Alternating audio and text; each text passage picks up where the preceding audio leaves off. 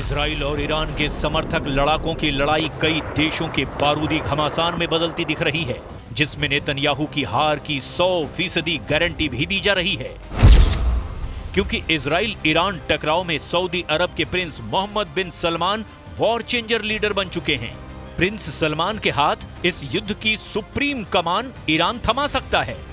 Prince Salman को president Putin का भी फुल सपोर्ट मिल सकता है।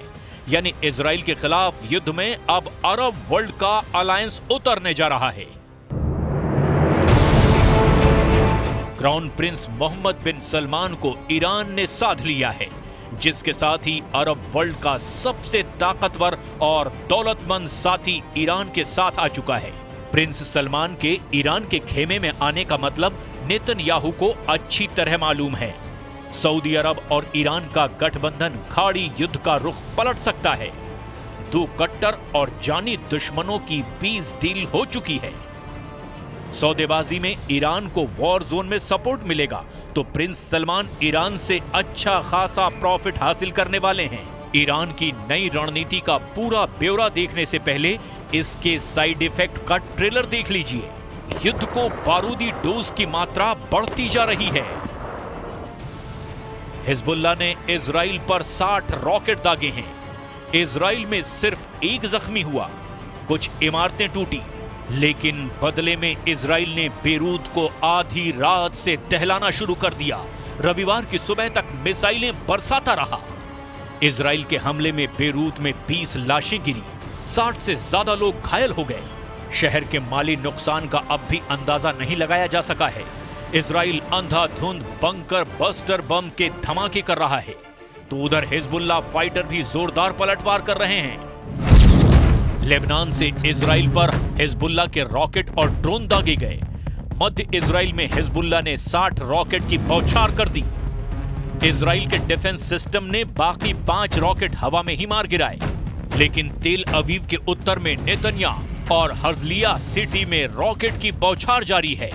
हिजबुल्लाह के रॉकेट अटैक का सबसे ज्यादा जोर मेटुला सिटी में दिखाई दे रहा है।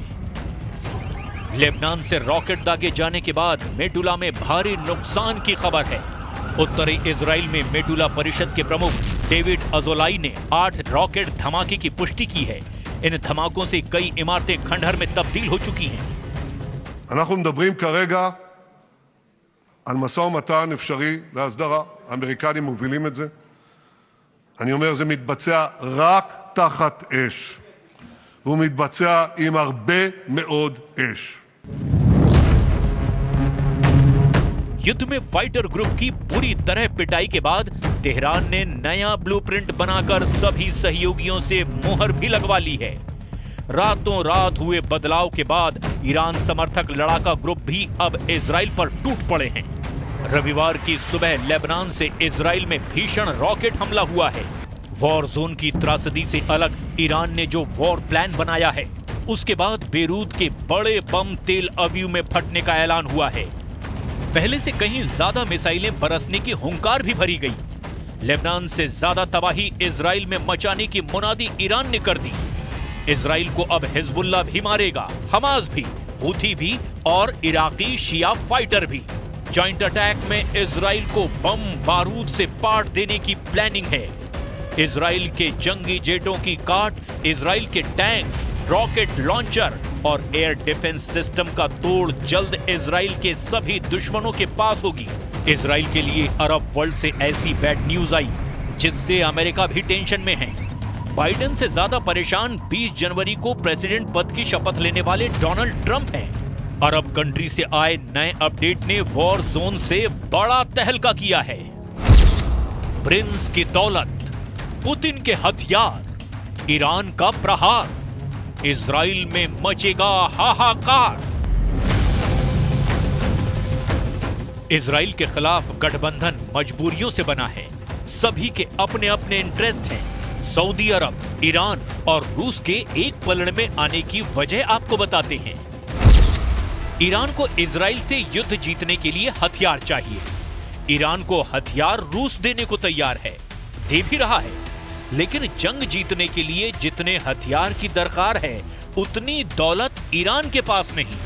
ईरान की मजबूरी समझी जा सकती है। तो रूस भी मुफ्त में हथियार दे नहीं सकता, क्योंकि पुतिन खुद यूक्रेन जंग में उलझे हुए हैं, युद्ध के खर्चे से परेशान हैं। पुतिन को भी युद्ध जारी रखने के लिए बेहिसाब दौलत चाहिए। ईरान से दोस्ती निभाने के लिए पुतिन हथियार देंगे, लेकिन उसकी कीमत ईरान कहां से चुकाएगा? इन सभी प्रॉब्लम का सलूशन किसी के पास है, तो वो है सऊदी अरब के क्राउन प्रिंस मोहम्मद बिन सलमान, जिन्हें ईरान के सुप्रीम लीडर अपने खेमे में लाने में लगभग कामयाब हो चुके हैं। अमेरिका ने अगर अड़ंगा नहीं लगाया तो अरब वर्ल्ड में बना नया अलायंस इजराइल को युद्ध में धूल चटा देगा। नेतन्याहू के खिलाफ ईरान ने सारे मोहरे सेट कर दिए हैं। खामनेई की वॉर डील सुपर पावर को सन्न करने वाली है। सऊदी अरब अब तक अमेरिका का सबसे बड़ा सहयोगी रहा है।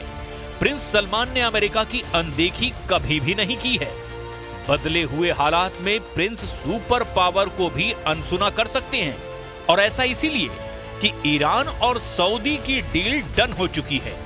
ईरान के डिप्टी विदेश मंत्री माजिद तख्त रवंची ने सऊदी अरब के साथ स्थायी शांति की पेशकश की है। تنعقد هذه القمة امتدادا للقمة المشتركة السابقة في ظل استمرار الاعتداءات الإسرائيلية الآثمة على الشعب الفلسطيني الشقيق واتساع نطاق تلك الاعتداءات على الجمهورية اللبنانية الشقيقة। सऊदी विजिट पर पहुंचे रवंची राजनयिक संबंधों को मजबूती देने की पहल कर चुके हैं। यरूशलम पोस्ट की रिपोर्ट के मुताबिक ईरान की कोशिश सऊदी अरब से रिश्ते बेहतर करने के साथ साथ ईरान ने अब रूस के साथ भी संबंध मजबूत कर लिए हैं, जिससे ईरान ने डोनाल्ड ट्रंप को भी क्लियर मैसेज दिया है कि अरब वर्ल्ड में अब ईरान का फैसला फाइनल माना जाएगा। उधर डोनाल्ड ट्रंप युद्ध के खात्मे का नया प्लान बना रहे हैं। डोनाल्ड ट्रंप ने हमास के कब्जे से इजराइल बंधकों को छुड़ाने की नई रणनीति बनाई है। ट्रंप की प्रेस सचिव ने जानकारी दी कि वो गाजा बंधकों के लिए मुख्य वार्ताकार की भूमिका में हो सकते हैं। व्हाइट हाउस में ट्रंप की नई प्रेस सचिव कैरोलाइन लेविट ने बताया कि ईरान पर ट्रंप सख्त प्रतिबंध लगाकर मैक्सिमम प्रेशर बनाएंगे, मगर ट्रंप के प्लान की कमजोर कड़ी सऊदी अरब बन सकता है, जिसे खामनेई ने अपने खेमे में सेट कर लिया है। ईरान के ऑफर को ठुकरा पाना प्रिंस सलमान के लिए आसान नहीं है। असल में ईरान ने सऊदी अरब की बरसों पुरानी समस्या का समाधान का वादा किया है। ये तेल कारोबार से जुड़ी प्रॉब्लम है, उस ऑयल रूट की जिस पर ईरान का कंट्रोल है। हॉर्मुज जल डमरू मध्य रूट की तेल कारोबार में अहम भूमिका है, जिसे ऐसे समझा जा सकता है कि फारस की खाड़ी से ओमान की खाड़ी और अरब सागर तक हॉर्मुज जल डमरू के मध्य से हर दिन 20 मिलियन बैरल तेल का कारोबार होता है, और ये दुनिया के तेल व्यापार का 30% है। सऊदी अरब, संयुक्त अरब अमीरात, ओमान, ईरान, कतर और कुवैत ऊर्जा आपूर्ति के लिए इसी रूट पर बहुत ज्यादा डिपेंड करते हैं, जिसमें खास बात यह है कि हॉर्मुज जल डमरू मध्य पर ईरान का नियंत्रण है। ईरान ऑयल रूट की सबसे बड़ी अड़चनें दूर करके सऊदी अरब और अरब देशों को अपने पाले में लाने की कोशिश में जुटा है। इसके साथ ही ईरान सऊदी अरब के प्रिंस के ड्रीम प्रोजेक्ट सलमान नहर को बनवाने में भी मदद कर सकता है। प्रिंस सलमान ने साल 2015 में नए ऑयल रूट का प्रस्ताव पेश किया, जिसमें 950 किलोमीटर लंबी नहर बना करके अलग रूट से तेल कारोबार की योजना बनाई गई, जिसमें 950 किलोमीटर लंबी नहर अरब की खाड़ी को अदन की खाड़ी से जोड़ेगी, जो सऊदी अरब के पूर्वी प्रांत से यमन के रास्ते अदन की खाड़ी को जोड़ेगा, जिससे तेल कारोबार में कम वक्त लगेगा और बड़ी बचत भी होगी। प्रिंस सलमान की सारी प्रॉब्लम सॉल्व करने के एवज में ईरान सिर्फ उनसे आर्थिक मदद चाहता है, जिससे ऐसे हथियार की खरीद की जाए जो इजराइल को युद्ध में हराने के लिए काफी हो। रूस और तुर्की के पास ऐसे हथियार हैं। प्रेसिडेंट पुतिन ने पहले भी ईरान को हथियार सप्लाई कर मुश्किल वक्त में साथ दिया है। अच्छी डील मिलने पर प्रेसिडेंट पुतिन ईरान को हर तरह से हथियार से मदद पहुंचाने से नहीं हिचकेंगे, क्योंकि उन्हें खाड़ी युद्ध में किसी भी कीमत पर अमेरिका को मात देनी है, जो इजराइल के साथ मजबूती से डटा है। सुपर पावर के खिलाफ किसी भी मोर्चे पर पुतिन उसके दुश्मनों के साथ ही होंगे, ये भी तय है। ऐसे में इजराइल का युद्ध में बचना मुश्किल होगा। रूस के हथियारों की मार दुनिया यूक्रेन युद्ध में देख रही है। हाइपरसोनिक मिसाइलों से मची तबाही ने दुनिया भर को थर्रा दिया है। नेटो जैसा सैन्य संगठन भी रूस से सीधे टकराने की हिम्मत नहीं जुटा पा रहा। ऐसे में इजराइल अकेले तमाम दुश्मनों के आगे कितने दिन टिक पाएगा, ये बताने की जरूरत नहीं। और फिर युद्ध में अमेरिका के साथ के बगैर इजराइल का बचना भी बहुत मुश्किल होगा।